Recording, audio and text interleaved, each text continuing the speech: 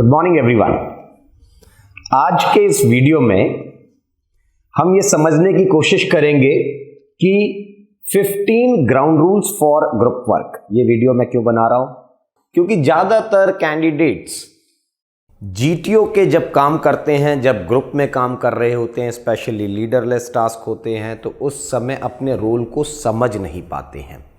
तो क्या मेरा रोल होना चाहिए ग्रुप के अंदर, ये अगर आपको क्लियर है तो आपको रटने की ज़रूरत नहीं पड़ेगी कि भाई मुझे कोई कोज्ड पैटर्न पर काम करना पड़ जाए।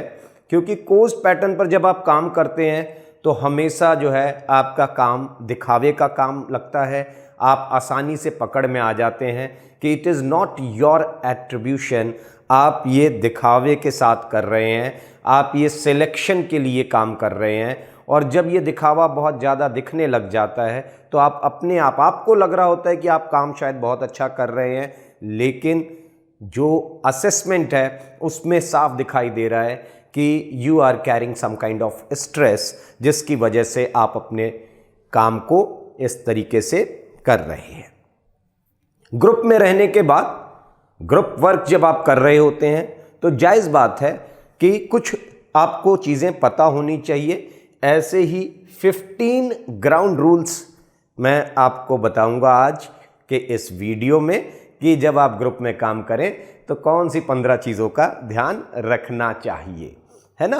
क्योंकि एक संस्कृत की एक कहावत है, अल्पा नाम अपि वस्तु नाम सहति कार्य साधिका।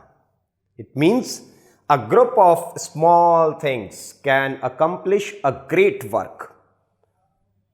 और इन छोटी छोटी चीज़ों को अगर आप ध्यान रखेंगे तो आपका ग्रुप वर्क हमेशा प्रभावी नजर आएगा। चलो सबसे पहले समझते हैं क्या हैं ये 15 रूल्स। सबसे पहला ग्राउंड रूल है, टैकल प्रॉब्लम्स नॉट पीपल। समस्या को हैंडल करें, लोगों को हैंडल करने की कोशिश ना करें। क्या कहा गया?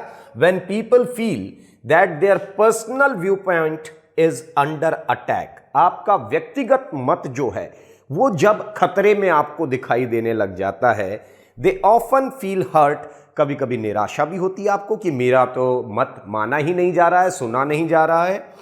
लैश आउट एंड अटैक आउट, जब आप हर्ट फील करते हैं तो आप उत्तेजित हो जाते हैं और उसके बाद आपके एक्शंस बदलने लग जाते हैं, आपका व्यवहार ग्रुप में बदलने लग जाता है। As a result discussion can become toxic and quickly grow into a conflict. और यहीं से ग्रुप में कॉन्फ्लिक्ट की उत्पत्ति शुरू हो जाती है, क्योंकि आपके व्यक्तिगत विचार ग्रुप पर आप हावी करना चाहते हैं। तो ये पहली चीज ध्यान रखें कि टैकल प्रॉब्लम्स नॉट पीपल। लोगों से उलझने की कोशिश नहीं करना है, काम से उलझने की कोशिश करें। Second ground rule is everyone participate, no one dominates. हर एक ग्रुप वर्क में हर एक व्यक्ति पार्टिसिपेशन दे रहा है, ना कि डोमिनेट करने की कोशिश करें। यहां पर एक चीज ये देखिए, there are always a mix of extrovert and introvert people in a group. जायज बात है, एक ग्रुप के अंदर एक्सट्रोवर्ट और इंट्रोवर्ट दोनों प्रकार के लोग होते हैं। Pay attention to avoid dominance. आपका ध्यान यह होना चाहिए कि मैं ग्रुप को डोमिनेट ना करूं और ग्रुप में कोई डोमिनेट ना करे। Group work will become productive and interesting if everyone participates and contributes equally. जब सब लोग एक जैसा, सब लोग बराबरी से कंट्रीब्यूट करेंगे, सब लोग बराबरी से पार्टिसिपेट करेंगे, तो ग्रुप वर्क बहुत अच्छा दिखाई देता है। और आपका उद्देश्य बहुत क्लियर होना चाहिए कि ना कि मैं, बल्कि यह भी ध्यान रखें कि कोई दूसरा भी ग्रुप को डोमिनेट कर रहा है, तो सबसे पहले ग्रुप को संभालें ताकि सभी लोग बराबरी से कंट्रीब्यूट कर सकें। तीसरा ग्राउंड रूल है ELMO। What this stands for? Enough, let's move on, है ना। तो बातों को कुरेदना नहीं है, बहुत हो गया, आगे बढ़ा जाए, है ना। तो जो आगे बढ़ने की प्रक्रिया है, क्योंकि कोई भी काम, डिस्कशन है या किसी भी तरीके का, अगर आप एक ही बात बार बार उसी को कुरेदते रहेंगे तो फिर ग्रुप आगे नहीं बढ़ पाएगा और जो ग्रुप का काम है वो फिर कैसे पूरा होगा। तो इस चीज को हमेशा ध्यान रखें कि enough, let's move on is a group rule, and to cut unnecessary discussions once stated it is clear to all। एक बार जो बात ग्रुप में हो गई है वो सबको सुनाई दे गई है, सबको समझ में आ गया है, उसी बात को दोबारा दोबारा दोहराते रहने से आप ग्रुप को आगे बढ़ने से रोकते हैं। तो हमेशा ग्रुप को नई दिशा, नई ऊर्जा प्रदान करने की कोशिश करें, ना कि एक ही बात पर अड़े रह जाएं। चौथा ग्राउंड रूल है डोनट रूल, कहते हैं इसको। डोनट रूल होता क्या है? डोनट आपने सबने देखा होगा, डोनट खाने की चीज है, बड़ा स्वादिष्ट। अब क्या है कि वो उसके बीच में एक होल होता है, ठीक है। तो डोनट रूल उसी के आधार पर बनाया गया है। डोनट रूल क्या कहता है कि the donut rule is a group work guideline for the group to focus on larger picture. जो मतलब की चीज है, जो बड़ा है, बड़ा क्या है? डोनट, ना कि उसका छेद। छेद जो बीच में है, जो होल है उसके बीच में, वो आपके किसी काम का नहीं है। तो लोग अगर उस होल की तरफ ज्यादा फोकस करेंगे तो फिर डोनट कैसे स्वाद उसका लोगे? तो स्वाद डोनट का लिया जाता है, ना कि उस होल को देखते रह जाए। So larger picture, that is donut, instead of getting caught up in things they don't have or can't control, जो उसका हिस्सा नहीं है। आप उस होल के साथ कुछ कर नहीं सकते हो, ना तो उसको खा सकते हो, ना उससे कोई मतलब है आपका। आप उस पर ज्यादा ध्यान दोगे कि जी इसमें होल क्यों बना हुआ है, तो डोनट का स्वाद नहीं मिलने वाला है। That is hole in the donut instead of hole, that is metaphorically it's easier to maintain a constructive and positive atmosphere. अगर आप डोनट की तरफ ध्यान दोगे, मतलब लार्जर पर्सपेक्टिव में सोचोगे, बड़ी चीजें देखोगे, कमियों को नहीं देखना है, अच्छाइयों को देखना है, मतलब की चीज को देखना है, तो आप ग्रुप का जो माहौल है उसको कंस्ट्रक्टिव बनाए रखते हैं। पांचवा रूल है इसका, बी प्रेजेंट और बी एल्सवेयर। आप काम में शामिल हो या काम से बाहर जा रहे हो, तो एल्सवेयर तो नहीं करना है। Be present in that group work. The more people zone out of a group work, the quality of group work and it's output will diminish rapidly. जैसे जैसे ज्यादा लोग आपके ग्रुप के काम से बाहर जाने के लिए सोचते रहते हैं, या फिजिकली, जिसको हम कहते हैं ना, फिजिकली प्रेजेंट यहां पर है, मेंटली कहीं और है, तो आप मेंटली भी ग्रुप वर्क के अंदर बने रहिए। अगर आप मेंटली कहीं और दिखाई दे रहे हैं या कहीं और चले गए, तो क्या होता है कि ग्रुप का जो काम है, उसका जो इफेक्ट है, इम्पैक्ट है, वो बहुत जल्दी खत्म होने लग जाता है। Often people do it unconsciously because they feel the work is going on. और ऐसा कई बार लोग अनजाने में कर जाते हैं, क्योंकि उनको लगता है कि काम तो हो ही रहा है ग्रुप का, तो दूसरे लोग कर रहे हैं। नहीं, आपका शारीरिक और मानसिक तौर पर उस काम में बने रहना बहुत जरूरी है। छठवां ग्राउंड रूल है शेयर द एयर। यह रूल क्या कहता है? This ground rule strengthens the importance of being inclusive and making space for others. इससे क्या है, एक सहानुभूति, एक सद्भाव बना रहता है ग्रुप के अंदर। आप दूसरों को वो स्पेस दीजिए ताकि जो लोग ग्रुप में खामोश हैं या थोड़े से झिझक है उनके मन में, हेजिटेंट पार्टिसिपेंट्स हैं, उनको भी वो मौका मिल सके ताकि वो काम के अंदर आए और ग्रुप वर्क में पार्टिसिपेट या कंट्रीब्यूट कर सके। सातवां ग्राउंड रूल है एग्री टू डिसएग्री।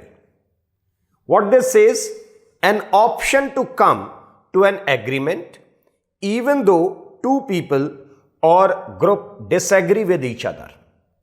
दो लोग या दो से ज्यादा लोग या ग्रुप के अंदर जब भी डिसएग्रीमेंट आ रहा हो, तो फिर आपको एग्रीमेंट की तरफ देखना चाहिए कि भाई हम एग्री करें किसी बात पर। If someone shows more disagreement in group, he invites argument। तो जितना आप, कोई भी व्यक्ति ग्रुप वर्क के अंदर जो ज्यादा लोगों से डिसएग्रीमेंट दिखाता है, वो क्या कर रहा है? वो आर्गुमेंट को इनवाइट करता है। और यह हमेशा ध्यान रखिए कि ग्रुप वर्क में दो प्रकार के लोग होते हैं, एक आर्गुमेंटेटिव पर्सन होता है, एक इंफॉर्मेटिव पर्सन होता है। इंफॉर्मेटिव पर्सन एग्री करके आगे बात को ले जाते हैं और सही मुद्दे पर पहुंचने की बात करते हैं। आर्गुमेंटेटिव लोग बहस करने के लिए बैठते हैं, इनके अंदर डिसएग्रीमेंट्स ज्यादा छुपे होते हैं, तो ऐसा ना बने। 8वां रूल होता है इसका 2x2 रूल। 2x2 रूल क्या कहता है कि हर किसी को कम से कम, आपने एक बार बोल लिया, अब यह मत सोचिए कि कंटिन्यूअसली आप ही बोलते चले जाएंगे, यह ग्रुप वर्क है। तो कम से कम एक बार अगर मैंने बोल लिया है तो मेरे बाद कम से कम 2 लोग बोल लें, उन 2 लोगों को मैं ध्यान से सुन लूं, पहली चीज। और मेरे एक बार बोलने के बाद कम से कम 2 मिनट में, क्योंकि शॉर्ट स्ट्रेच बात नहीं करते हैं, ग्रुप में अपनी बात को रखिए, ठीक ढंग से रखिए।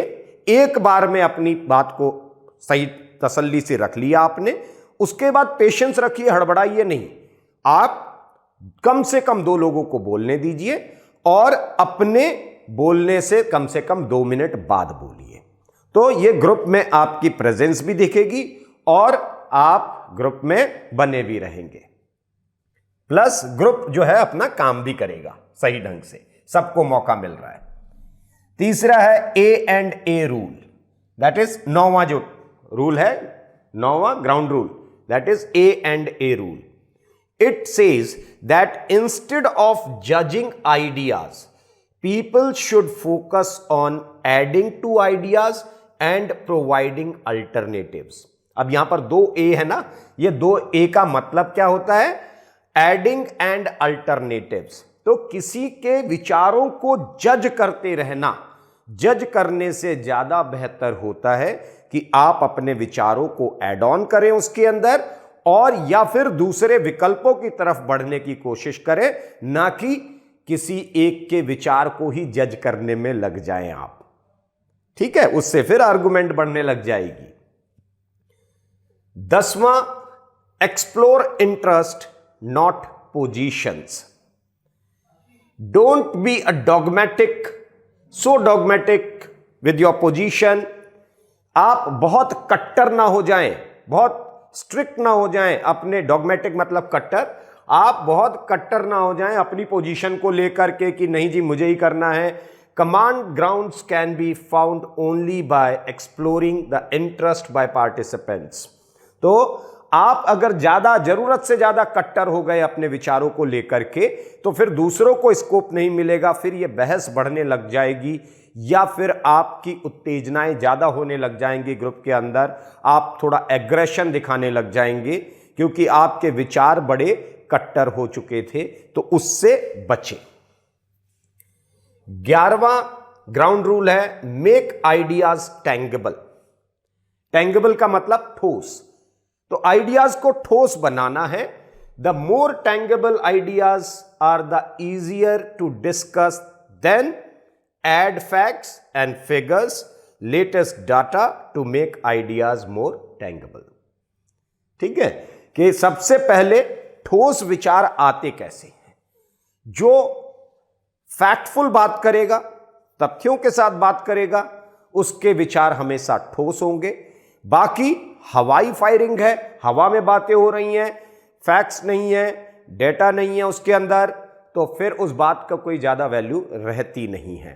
तो हमेशा फैक्टफुल बात करिए, latest updated facts, figures, data add करिए, ताकि आप अपनी बात को ठोस बना सकें। 12th, don't rely on others to start. लोग कहते हैं ना, इनिशिएट करना चाहिए। ठीक है, काम में शामिल होने की इच्छा प्रबल होनी चाहिए आपकी। ये ना हो कि आप खड़े खड़े इंतजार करते हैं, क्या कहते हैं, nothing comes from doing nothing. अगर आप नहीं काम कर रहे हैं तो फिर आप ये उम्मीद ना रखिए कि कोई दूसरा काम करेगा और आपको इसका फल मिल जाएगा। दूसरों को इतना इंतजार ना करिए, आप दूसरों की तरफ मत देखते रहिए। जब मौका मिला है पूरे ग्रुप को, तो अपनी जो प्रबल इच्छा है कि जी हां मुझे भी इस काम में शामिल होना है और एज अर्ली एज पॉसिबल शामिल होना है, तो उससे आपका इंटरेस्ट बना रहेगा। 13वां रूल होता है इसका ground rule, think blue sky. Think blue sky क्या मतलब हुआ? Blue sky thinking is a brain storming without limits. विचारों को थोड़ा सा बड़े पर्सपेक्टिव में सोचिए, think in a broader perspective, ताकि आप डिस्कशन को, ग्रुप को एक नए विजन को दे सकें, उनके बीच में नया विजन ला सकें और एक ब्रॉडर लेवल पर बात हो सके। 14th ग्राउंड रूल है tolerate and teach, don't shame and blame. Tolerate and teach, पहले तो सहन करें, फिर दूसरों को समझाएं, ना कि खुद में शर्म आ रही है और दूसरों को ब्लेम कर रहे हैं, है ना, कि मेरा पार्टिसिपेशन नहीं है और दूसरों को क्रिटिसाइज कर रहे हैं। यह सब काम करने से ग्रुप वर्क में आपकी इमेज खराब होती है। This rule emphasizes that it's important to be patient with other people. दूसरों के साथ थोड़ा सा पेशेंस दिखाने की जरूरत है आपको, specially if they are unfamiliar with the work. हाँ, जब ऐसा तब होता है जब आपको एक सुपीरियरिटी मिलती है अपने अंदर से, आपको ऐसा लगता है कि मुझे मालूम है, इनको नहीं मालूम है। तो जब दूसरों को नहीं मालूम होता है तब क्या है, आप ज़्यादा ब्लेम करने लग जाते हो, ज़्यादा क्रिटिसाइज करने लग जाते हो उन लोगों को। ऐसा ना करें। हमेशा किसी को नहीं भी मालूम है ग्रुप के अंदर काम, मगर उसके साथ भी सहानुभूति रखें, उसको ये एहसास कराएं कि आपको कुछ आता है, आप भी इस ग्रुप के पार्ट हैं। In those moments, it's better for participants to share knowledge with each other instead of being critical and blaming others for their lack of knowledge. तो आप जो है दूसरों को प्रोत्साहित करें काम में आने के लिए, ना कि उनको ब्लेम करें, क्रिटिसाइज करें। इससे ग्रुप का माहौल खराब होता है और आप आइडेंटिफाई हो जाते हैं बड़ी आसानी से। 15वां और आखिरी ग्राउंड रूल है be the crew not the passenger. मतलब take responsibility of group work. Group की रिस्पॉन्सिबिलिटी, ग्रुप वर्क की रिस्पॉन्सिबिलिटी लेना सीखें। It highlights the value of actively contributing to the group. अब क्या है, आप ग्रुप वर्क में कितना, आप दो तरीके के कंट्रीब्यूशन है, एक्टिव कंट्रीब्यूशन, पैसिव कंट्रीब्यूशन। आप जितना एक्टिव कंट्रीब्यूट करेंगे, एक्टिवली कंट्रीब्यूट करेंगे ग्रुप को, उतना आपकी वैल्यू बढ़ती है। और ग्रुप वर्क को एक्टिवली कंट्रीब्यूट करना, वो रिस्पॉन्सिबिलिटी समझना, मतलब आप क्या है, crew. Instead of falling back into the role of an observer. Observer जो है कि ये नहीं कि दूसरों को देखते ही जा रहे हैं, दूसरों को सुनते ही जा रहे हैं, तो ऑब्जर्वर का मतलब पैसेंजर। ठीक है, तो अपनी जवाबदारियों को समझें ग्रुप वर्क में, अपने रोल को समझें और एक्टिवली कंट्रीब्यूट करें ग्रुप को, ना कि ऑब्जर्वर बने रहें ग्रुप वर्क में और पैसेंजर बनकर के कहानी खत्म हो जाए। ये 15 ग्राउंड रूल्स हैं ग्रुप वर्क के।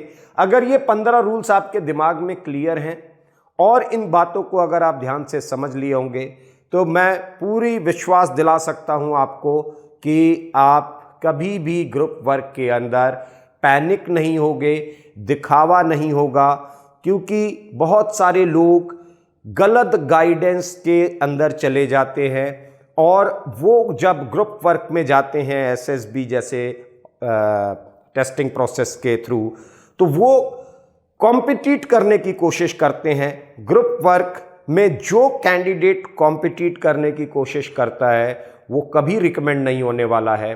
जिसके अंदर उसका मैं छुपा हुआ है वो कभी रिकमेंड नहीं होने वाला जीटीओ से।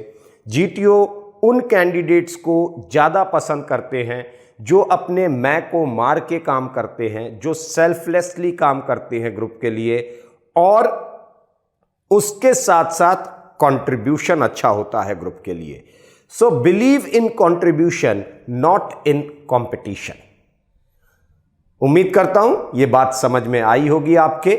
Wish you very good luck, stay fit, stay healthy. अब डिफेंस एग्जाम क्रैक करना हुआ और भी आसान, त्रिशूल डिफेंस एकेडमी लेकर आए हैं बिल्कुल ही एडवांस लर्निंग ऐप। तो आज ही ज्वाइन करें और स्टार्ट करें अपनी ऑनलाइन क्लासेस।